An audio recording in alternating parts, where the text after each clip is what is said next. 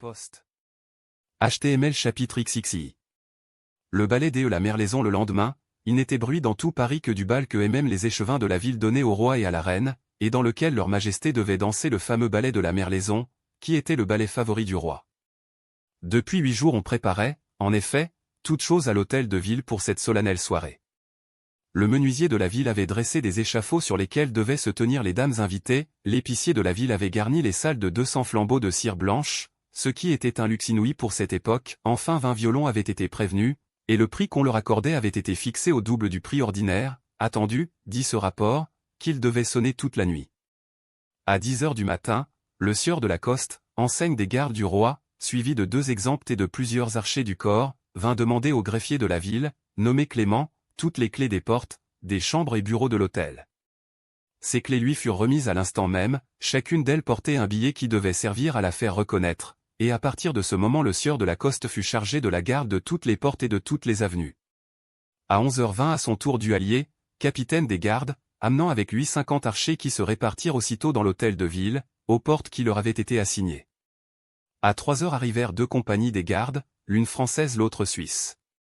La compagnie des gardes françaises était composée moitié des hommes de Monsieur Duhallier, moitié des hommes de M. des Essarts. À 6h du soir les invités commencèrent à entrer.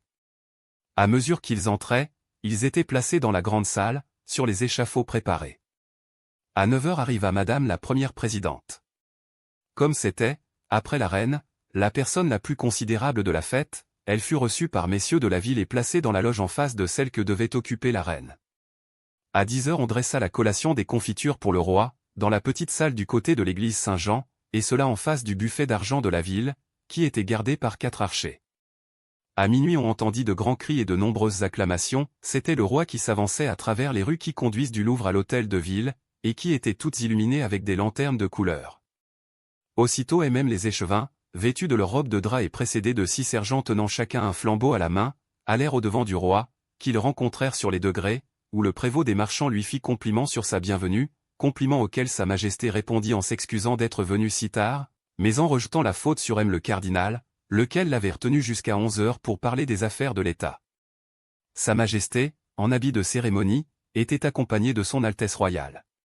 Monsieur, du comte de Soissons, du grand prieur, du duc de Longueville, du duc d'Elbeuf, du comte d'Harcourt, du comte de la Roche-Guyon, de M. de Liancourt, de M. de Barada, du comte de Cramail et du chevalier de Souvray. Chacun remarqua que le roi avait l'air triste et préoccupé.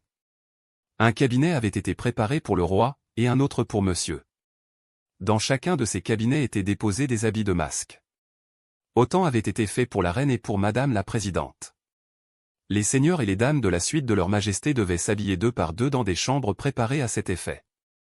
Avant d'entrer dans le cabinet, le roi recommanda qu'on le vînt prévenir aussitôt que paraîtrait le cardinal. Une demi-heure après l'entrée du roi, de nouvelles acclamations retentirent, celle-là annonçait l'arrivée de la reine, les échevins firent ainsi qu'ils avaient fait déjà et, précédés des sergents, ils s'avancèrent au-devant de leur illustre convive. La reine entra dans la salle, on remarqua que, comme le roi, elle avait l'air triste et surtout fatiguée. Au moment où elle entrait, le rideau d'une petite tribune qui jusque-là était resté fermé s'ouvrit, et l'on vit apparaître la tête pâle du cardinal vêtu en cavalier espagnol. Ses yeux se fixèrent sur ceux de la reine, et un sourire de joie terrible passa sur ses lèvres, la reine n'avait pas ses ferrets de diamants. La reine resta quelque temps à recevoir les compliments de messieurs de la ville et à répondre au salut des dames. Tout à coup, le roi apparut avec le cardinal à l'une des portes de la salle. Le cardinal lui parlait tout bas, et le roi était très pâle. Le roi fendit la foulée, sans masque, les rubans de son pourpoint à peine noués, il s'approcha de la reine, et d'une voix altérée, « Madame, lui dit-il, pourquoi donc, s'il vous plaît, n'avez-vous point vos ferrets de diamants, quand vous savez qu'il m'eût été agréable de les voir ?»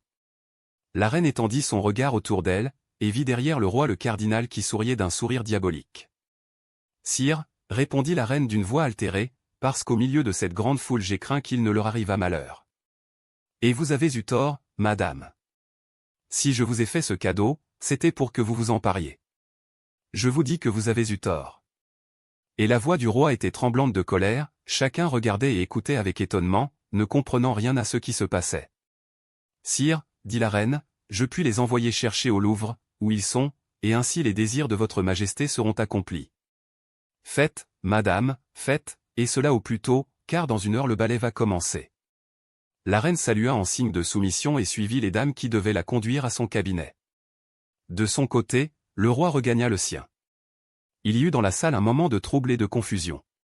Tout le monde avait pu remarquer qu'il s'était passé quelque chose entre le roi et la reine, mais tous deux avaient parlé si bas, que, chacun par respect s'étant éloigné de quelques pas, personne n'avait rien entendu. Les violons sonnaient de toute leur force, mais on ne les écoutait pas. Le roi sortit le premier de son cabinet, il était en costume de chasse des plus élégants, et monsieur et les autres seigneurs étaient habillés comme lui. C'était le costume que le roi portait le mieux, et vêtu ainsi il semblait véritablement le premier gentilhomme de son royaume. Le cardinal s'approcha du roi et lui remit une boîte. Le roi l'ouvrit et y trouva 2 ferrets de diamants. « Que veut dire cela » demanda-t-il au cardinal. « Rien, » répondit celui-ci, « seulement si la reine a les ferrets, ce dont je doute, comptez-les, sire, et si vous n'en trouvez que 10, demandez à sa majesté qui peut lui avoir dérobé les 2 ferrets que voici. » Le roi regarda le cardinal comme pour l'interroger, mais il n'eut le temps de lui adresser aucune question, un cri d'admiration sortit de toutes les bouches. Si le roi semblait le premier gentilhomme de son royaume, la reine était à coup sûr la plus belle femme de France. Il est vrai que sa toilette de chasseresse lui allait à merveille, elle avait un chapeau de feutre avec des plumes bleues, un surtout en velours gris perle rattaché avec des agrafes de diamants, et une jupe de satin bleu toute brodée d'argent. Sur son épaule gauche étincelaient les ferrets soutenus par un nœud de même couleur que les plumes et la jupe. Le roi tressaillit de joie et le cardinal de colère, cependant, distant comme il l'était de la reine, il ne pouvait compter les ferrets, la reine les avait, seulement en avait-elle 10 ou en avait-elle 12 ? En ce moment, les violons sonnèrent le signal du ballet. Le roi s'avança vers Madame la Présidente, avec laquelle il devait danser, et son Altesse royale. Monsieur avec la reine. On se mit en place, et le ballet commença. Le roi figurait en face de la reine, et chaque fois qu'il passait près d'elle, il dévorait du regard ses ferrets, dont il ne pouvait savoir le compte. Une sueur froide couvrait le front du cardinal. Le ballet dura 1 heure, il avait 16 entrées. Le ballet finit au milieu des applaudissements de toute la salle, chacun reconduisit sa dame à sa place, mais le roi profita du privilège qu'il avait de laisser la sienne où il se trouvait, pour s'avancer vivement vers la reine. « Je vous remercie, madame, lui dit-il, de la déférence que vous avez montrée pour mes désirs, mais je crois qu'il vous manque 2 ferrets, et je vous les rapporte. » À ces mots, il tendit à la reine les 2 ferrets que lui avait remis le cardinal. « Comment, sire » s'écria la jeune reine jouant la surprise, « vous m'en donnez encore 2 autres, mais alors cela m'en fera donc 14. » En effet, le roi compta, et les 12 ferrets se trouvèrent sur l'épaule de sa majesté. Le roi appela le cardinal, « Eh bien, que signifie cela, monsieur le cardinal » demanda le roi d'un ton sévère. « Cela signifie, sire, » répondit le cardinal, « que je désirais faire accepter ces 2 ferrets à sa majesté, et que n'osant les lui offrir moi-même, j'ai adopté ce moyen. » « Et j'en suis d'autant plus reconnaissante à votre éminence, » répondit Anne d'Autriche avec un sourire qui prouvait qu'elle n'était pas dupe de cette ingénieuse galanterie, « que je suis certaine que ces 2 ferrets vous coûtent aussi cher à eux seuls que les 12 autres ont coûté à sa majesté. » Puis, ayant salué le roi et le cardinal, la reine reprit le chemin de la chambre où elle s'était habillée et où elle devait se dévêtir.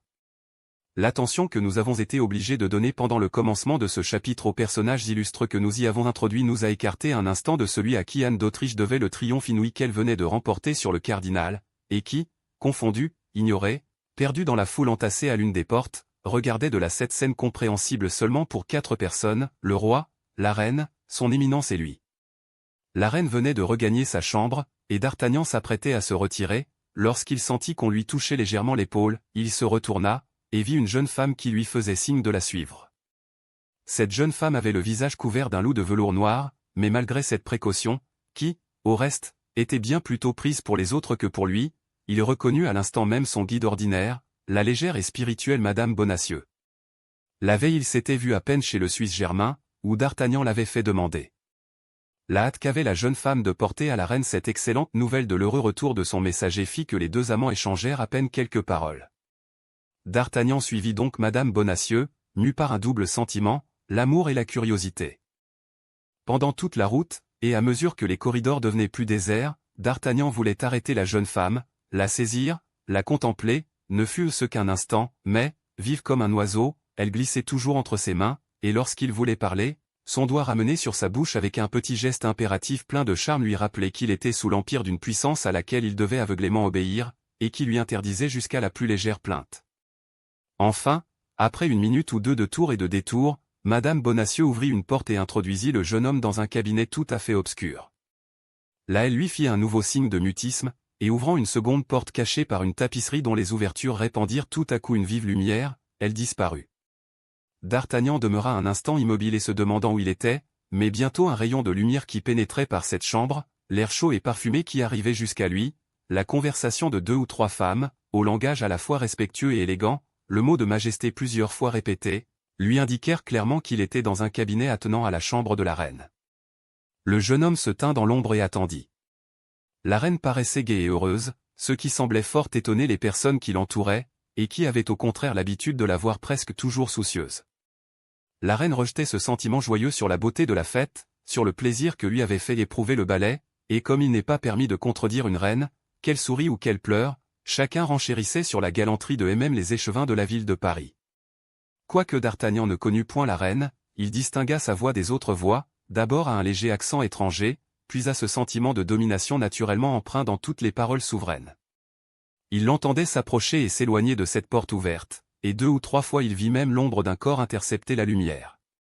Enfin, tout à coup une main et un bras adorables de forme et de blancheur passèrent à travers la tapisserie, D'Artagnan comprit que c'était sa récompense, il se jeta à genoux, saisit cette main et appuya respectueusement ses lèvres, puis cette main se retira laissant dans les siennes un objet qu'il reconnut pour être une bague. Aussitôt la porte se referma, et D'Artagnan se retrouva dans la plus complète obscurité. D'Artagnan mit la bague à son doigt et attendit de nouveau, il était évident que tout n'était pas fini encore. Après la récompense de son dévouement venait la récompense de son amour.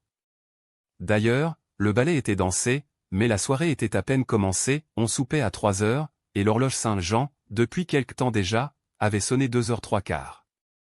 En effet, peu à peu le bruit des voix diminua dans la chambre voisine, puis on l'entendit s'éloigner, puis la porte du cabinet où était D'Artagnan se rouvrit, et Madame Bonacieux s'y élança. « Vous, enfin » s'écria D'Artagnan. « Silence » dit la jeune femme en appuyant sa main sur les lèvres du jeune homme, « silence.